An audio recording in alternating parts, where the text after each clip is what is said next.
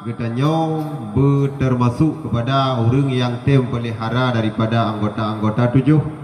Sebagaimana bonafon le katanya bertaingat yang bahawa bandung anggota yang kanebi ke katanya oleh Allah sangat sempurna. Jara katanya hana ciko ke bila Allah sempurna lagi biasa.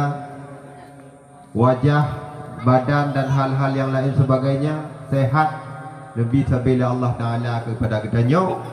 Makanya merupakan amanah dan titipan daripada Allah kepada katanya begot dan jaga tanyan kepada bak bud-bud yang neyu le Allah Subhanahu wa Ta'ala.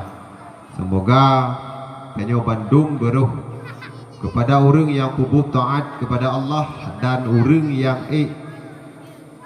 tinggalkan maksiat-maksiat kepada Allah Subhanahu wa Ta'ala. Moga